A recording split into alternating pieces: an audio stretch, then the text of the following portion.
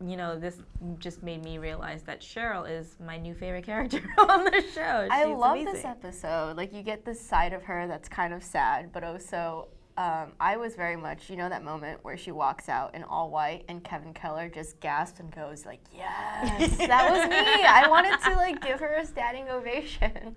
Let's get into it. Our favorite parts of the episode. I really love the gothic nightmare that Cheryl has.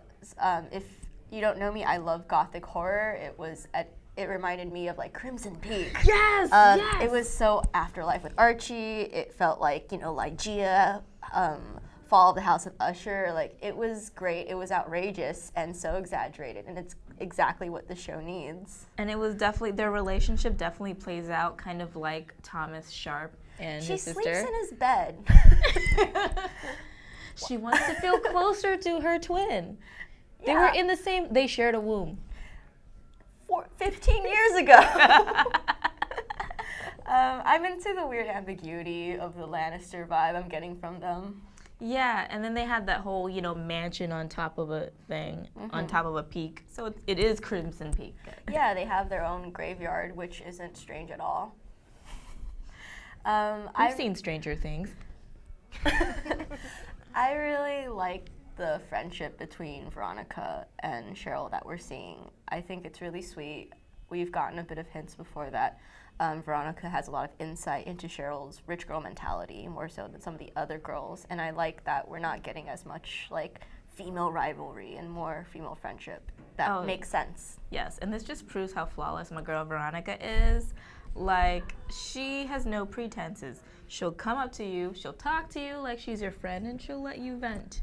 We know but let's talk about Veronica's mom, because something's going on there. There's some stuff going on there. First of all, the snake in the box. I guess we should address this. Yeah. I remember we were talking about this before when Veronica was like, I can't be involved in this. I came here too early. And I was like, okay. I don't know if Veronica herself directly has anything to do with Jason Blossom's death, but I'm more and more convinced that her family had a role in it. Yeah, especially with the whole, these people are after me and I need to switch jobs, which that kind of confused me too, because wouldn't they find you in your new job too? Yeah, let's talk about the adults, because apparently the Riverdale blood feud is all over maple syrup. Small town America, what is going on? You do not start wars over maple syrup. I'm just kind of confused. It's very Couldn't funny. you just stick your tap in a little tree and you get your own maple syrup? I just think it's hilarious that all the animosity that all the parents take so seriously. There was a slap. There's anger. There's turning your children against each other, and it was all over maple syrup. Which is one of the most purest, sweetest forms of liquid you can have. Yeah, don't corrupt maple syrup like this. It's so wonderful. Yeah, but it definitely plays off the whole Romeo and Juliet vibe of the warring families, and you got Jason and Polly. I keep wanting to call her Poppy. Polly. And it's interesting that we realize, no, he didn't do her dirty everyone kept saying. He was in love with her. They were engaged. My guess is somebody got knocked up. I was thinking that too. Right? I think Polly was pregnant, and that's why Jason had to run away with her or something, right? Yeah, it makes total sense. Yeah. And I think with Betty's dad coming in and being all creepy and sketchy, my original thought, someone from the Cooper family was involved, and I feel like that might be true. We haven't heard much from Betty's father at all, and in this episode, he becomes the biggest suspect. It could be another red herring, but I'm also thinking, what if it was just a thing where both Betty and Veronica's parents worked together to take out Oh my God. Jason? I don't know. That might have happened. I feel like somehow all of these families are connected, and they all played a part in Jason's death.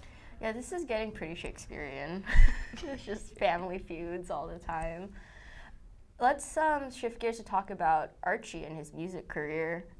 Oh, Archie. I'm so glad Grundy is gone, first of all. Like, it's so great not to have to make time for this horrible child predator plot, so now it's great. But they just kind of pass it off as, oh, Miss Grundy went away. Yeah, that was stupid. But now he's focusing on music. I liked seeing Reggie be nice. And I'm also really glad that we got to see Archie fail, because music writing is really hard. It takes a lot of work. And I'm glad that they didn't just go, oh, he's a prodigy. He's so great at this. Like, he has to learn. He has to take time and dedicate to it. And it means he's going to have to make sacrifices. It's a very real portrayal of what, like, being a decent musician entails. And I'm glad that the show did that. Yeah, and then also on the flip side of that is his football, which he has to take a step back. And it's interesting because usually when you have a person who loves two things at once, it's either one or the other, all or nothing. And I like that they gave a sort of compromise where he was like, okay, well, I'm still gonna be a part of the football team, but I'm not gonna be captain because I can't give you all of me, but I can give you some of me. You know what else did that really great job of doing that? High School Musical. Oh, Troy Bolton. Archie is the Troy Bolton of Riverdale. All I could think of was that he was being such a Troy Bolton. He's just like, which one should I choose? And it's like, you can do both, dude. Like, we're all in this together. Come on, Archie. Get with the program. I'm just waiting for that musical number. What do you think about the blossoming, that was unintentional, the blossoming romance between Val and Archie? It's cute. I think she could do better. But yes, exactly. She's too fierce. I mean, she was... The thing about this is she's on a different level. Archie's sitting here trying to figure out if he's good or not.